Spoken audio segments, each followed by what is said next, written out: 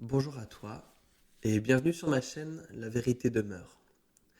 Je suis Emmanuel et aujourd'hui je vais te parler de la religion et de la nécessité de la religion. Lors de la vidéo d'introduction, j'ai commencé à te parler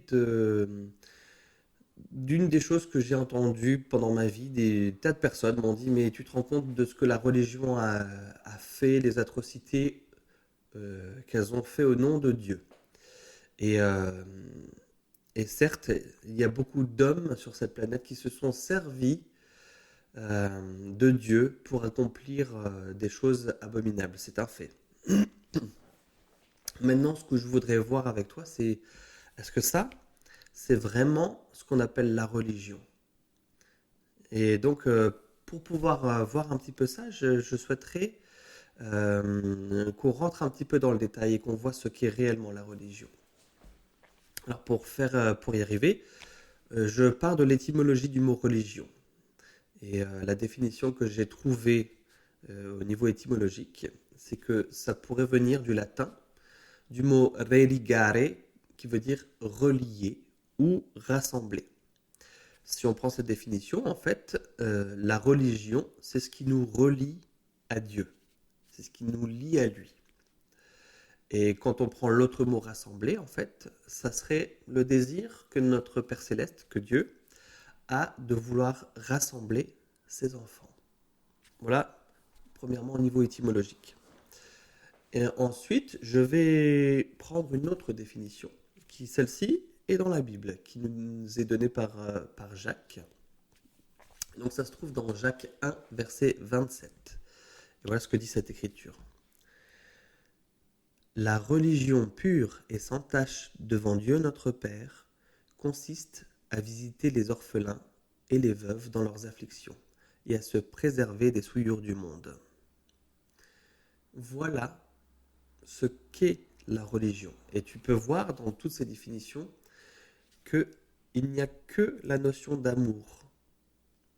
C'est-à-dire, par exemple, l'amour pour Dieu, notre amour pour Dieu qui passe par notre désir de nous lier à lui, par la religion, ou l'amour que Dieu a pour ses enfants en ayant le désir de les rassembler, comme un père de famille souhaite rassembler ses enfants, ou alors l'amour que nous devons avoir pour notre prochain. Ben, tu vois, ça me rappelle une autre écriture. Et si tu permets, j'aimerais bien la partager avec toi.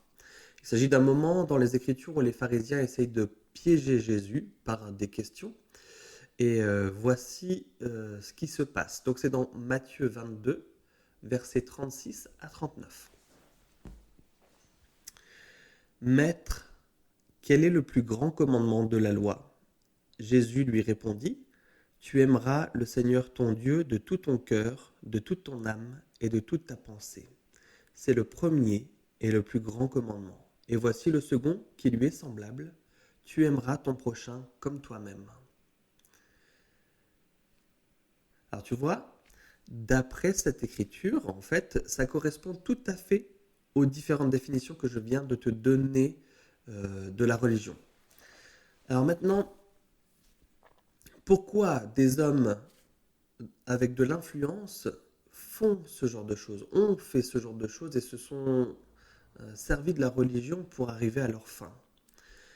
Pour commencer, tu dois comprendre comment ils s'y prennent. C'est-à-dire qu'en fait, ils ont inculqué une idée que Dieu, en fait, était méchant et que était un Dieu punisseur. C'est-à-dire que si tu ne fais pas ça, Dieu va te punir. Si tu ne fais pas ça, Dieu va t'envoyer en enfer. Combien de fois je l'ai entendu ça pendant que j'étais missionnaire, des gens où on les a obligés à faire certaines choses abominables sous prétexte que s'ils ne le faisaient pas, ils iraient en enfer. Ça, c'est l'une des choses qui est totalement en contradiction avec les Écritures. Quand on lit les Écritures, on voit que Dieu est amour, que Dieu aime ses enfants, que Dieu veut leur bien-être et surtout que Dieu respecte le libre arbitre de chacun de ses enfants. C'est pas le Dieu qui veut obtenir l'amour de ses enfants avec un bâton derrière. S'ils l'obtiennent pas, il les tape. Enfin, je veux dire, ça, c'est pas de l'amour. Enfin, c'est de la peur. Et je pense que c'est ce que ces hommes utilisent, c'est la peur. On n'obtient pas l'amour de ses enfants en ayant sans cesse en tête l'idée qu'on allait les punir si on n'a pas leur amour. Forcément, ils vont dire oui, oui, ok, je t'aime, mais pour quelle raison? Pour quel motif? Et c'est pas de l'amour, c'est de la peur. Et Dieu n'est pas comme ça, ne fonctionne pas comme ça. Et c'est important que tu le comprennes. Donc c'est ce qu'ils font. Et maintenant, pourquoi ils font ça? Eh bien, je te propose de lire une autre écriture. Alors, tu sais que je suis membre de l'Église de Jésus-Christ des Saints des Derniers Jours.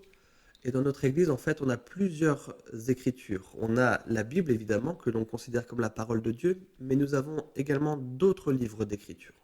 L'un d'entre eux s'appelle Doctrine et Alliance. Et dans Doctrine et Alliance 121, verset 39, voilà ce qu'il est dit. Nous avons appris par triste expérience qu'il est de la nature et des dispositions de presque tous les hommes de commencer à exercer une domination injuste aussitôt qu'ils reçoivent un peu d'autorité ou qu'ils croient en avoir. Autrement dit, lorsque les hommes agissent ainsi, quelle que soit leur position religieuse, c'est pour assouvir euh, une ambition, c'est-à-dire qu'elle soit politique, qu'elle soit militaire, mais si tu regardes tout ce qui concerne Dieu, tu vois qu'il n'est pas comme ça. Et donc, il est important, du coup, de savoir comment bien juger, comment est-ce qu'on peut faire pour savoir s'ils agissent par eux-mêmes ou pas. Déjà, ce que tu peux savoir, c'est que si ce qu'ils disent est en contradiction totale avec les Écritures et les paroles des prophètes, tu sais qu'ils parlent d'eux-mêmes et ils ne parlent pas au nom de Dieu. Et c'est important aussi que tu comprennes que Dieu ne nous a jamais demandé d'obéir aveuglément. La foi n'est pas quelque chose d'aveugle. On doit utiliser notre bon jugement. Alors, je vais te donner un exemple, et c'est Jésus qui a donné cet exemple. Dans Matthieu 7, versets 15 à 18, il a parlé justement d'une façon de reconnaître et de faire un bon jugement, justement. Alors, laisse-moi te lire cette écriture. Donc, Matthieu 7, versets 15 à 18. Prenez garde aux faux prophètes. Ils viennent à vous en vêtements de brebis, mais au-dedans, ce sont des loups voraces. Vous les reconnaîtrez à leurs fruits. Cueille-t-on des raisins sur des épines ou des figues sur des chardons? Tout bon arbre porte de bons fruits, mais le mauvais arbre porte de mauvais fruits. Un bon arbre ne peut porter de mauvais fruits, ni un mauvais arbre porter de bons fruits. Bon, je pense que là, tu as vu que Jésus était assez clair. Il ne nous demande pas d'obéir aveuglément. Il nous a dit que ça va arriver. Il y a des gens qui vont professer parler au nom de Dieu et qu'en réalité ne le sont pas. Ne sont pas des gens de Dieu. Et qu'ils vont se servir de la peur de Dieu pour arriver à leur fin. Et donc il nous dit comment est-ce qu'on les reconnaît? À leurs fruits. D'accord? Quels sont leurs fruits? Tout ce qui est bien et encourage à faire le bien vient de Dieu. Si c'est autre chose que ce que je t'ai dit tout à l'heure dans les définitions de la religion, alors ce n'est pas de la religion. Maintenant, quelles sont les conséquences des actes de ces personnes? Eh bien, les conséquences, c'est que, alors, en dehors des personnes qui ont perdu la vie à cause de ça, il y a aussi ceux qui ont perdu la foi, qui ont finalement jugé la totalité d'une religion par rapport au comportement d'une personne. Et ça, c'est terrible. On est passé d'une nation qui était très croyante à une nation qui veut retirer Dieu de tout. Toutes les notions, toutes les idées, on ne parle pas de Dieu. En France, on ne parle pas de religion, on ne parle pas de Dieu. Euh, alors, j'exagère un petit peu, bien sûr, qu'on en parle un petit peu, heureusement qu'il y a encore des gens qui pratiquent leur religion, mais tu vois ce que je veux dire? On a vraiment effacé Dieu partout. Le problème, c'est que Dieu, c'est la source de tout le bien. Enlever Dieu, c'est enlever le bien. Alors, je veux pas que tu fasses une mauvaise compréhension de ce que je te dis. Ça ne veut pas dire que seuls les gens qui pratiquent la religion font le bien. D'accord? C'est pas ce que je suis en train de te dire.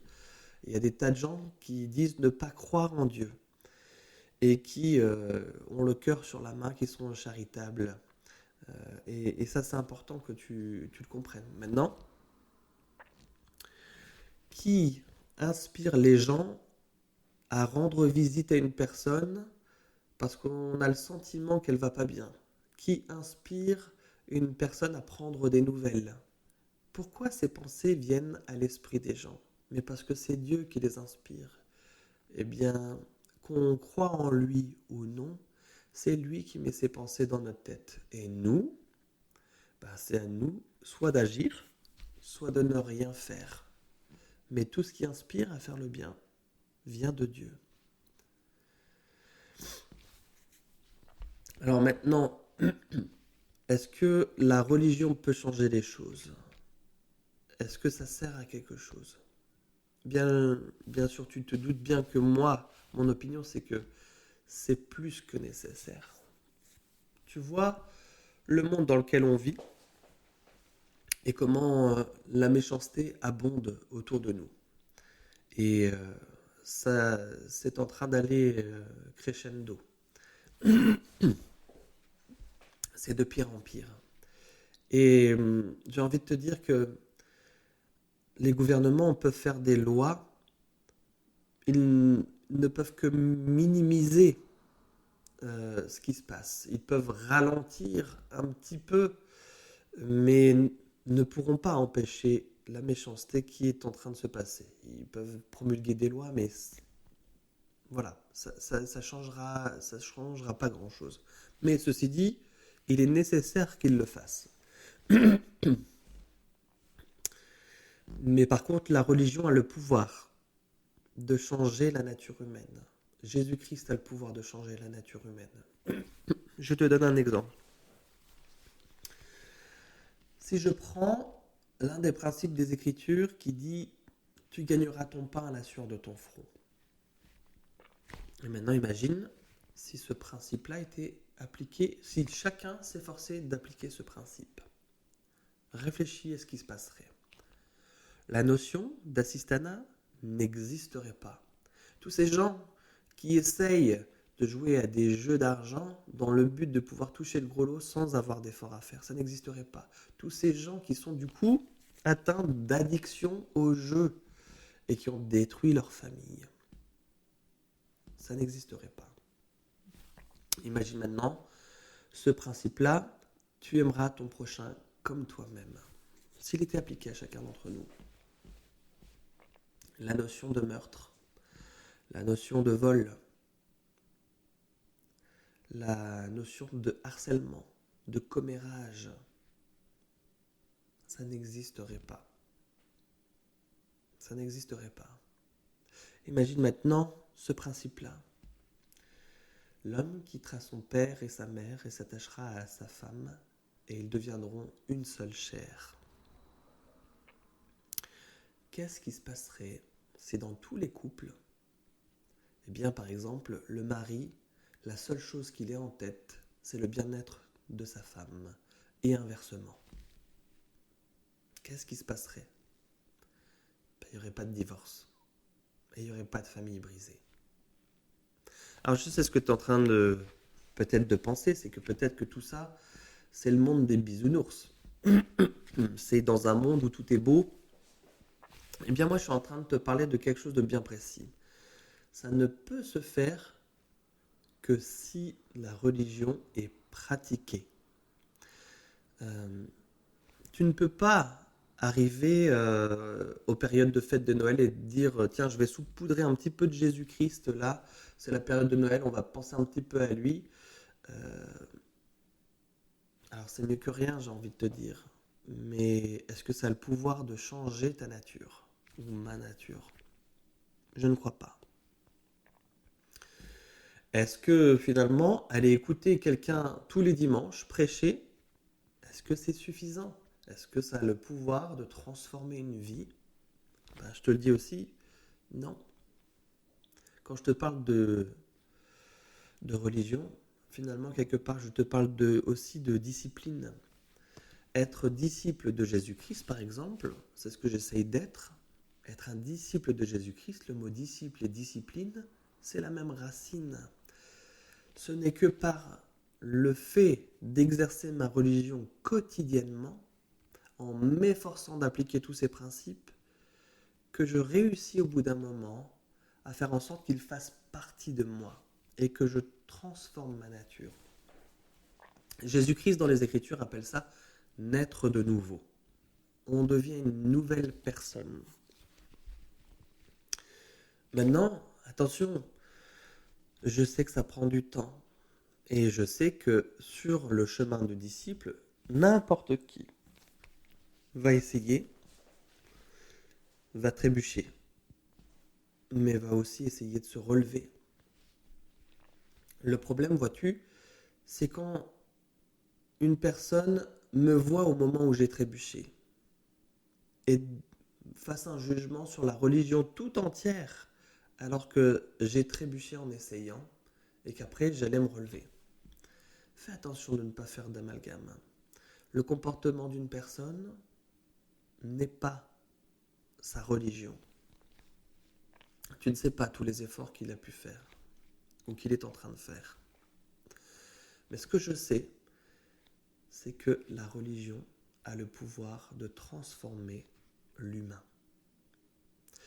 Permets-moi de te lire une citation de l'un de nos prophètes qui s'appelle Ezra Taft Benson. Il est décédé il y a un certain temps maintenant, mais voilà ce qu'il a dit. Le Seigneur travaille de l'intérieur vers l'extérieur. Le monde travaille de l'extérieur vers l'intérieur. Le monde voudrait faire sortir les gens des taudis. Le Christ fait sortir des gens ce qu'il y a de sordide en eux. Ensuite, ils se sortent eux-mêmes des taudis. Le monde veut façonner les hommes en changeant leur environnement. Le Christ change les hommes qui, à leur tour, changent leur environnement. Le monde voudrait façonner le comportement humain, mais le Christ peut changer la nature humaine. Voilà un petit peu où je veux en venir et pourquoi les gouvernements ne peuvent pas y arriver parce qu'ils ne s'y prennent pas de la bonne façon. Seul le Christ peut changer la nature humaine. Et c'est pour ça que la religion est nécessaire. Alors, j'aimerais simplement terminer par une invitation pour toi. Si tu as été échaudé au niveau de la religion, à cause du comportement d'une personne ou d'un enseignement que tu n'as pas apprécié d'une personne qui te semblait contraire, reviens à ta foi. Parce que rappelle-toi que c'est le comportement d'une personne et que ce n'est pas la religion. Si tu as cessé de venir, reviens. Si tu es un petit peu tiède dans ta religion et que tu viens une fois de temps en temps, rappelle-toi que aimer Dieu, ce n'est pas un passe-temps. Aimer Dieu de tout son cœur, de toute son âme et de toute sa pensée, ça représente un effort constant. Donc si tu es tiède dans ta religion, quelle que soit ta religion, alors fais un effort pour être plus engagé. C'est mon invitation pour toi aujourd'hui. Je termine cette vidéo. Si jamais tu veux avoir plus de renseignements sur l'Église de Jésus-Christ des Saints des Derniers Jours, je mets un lien vers le site officiel dans la description. Comme tu as pu le voir, nous avons plusieurs écritures, dont un livre qui s'appelle le Livre de Mormon. Et si tu es intéressé, je mets un lien aussi dans la description pour que tu puisses le télécharger en version digitale. Il te suffira de choisir la langue de ton choix. Bien écoute, sur ce, je te souhaite une bonne semaine et je te dis à bientôt. Au revoir.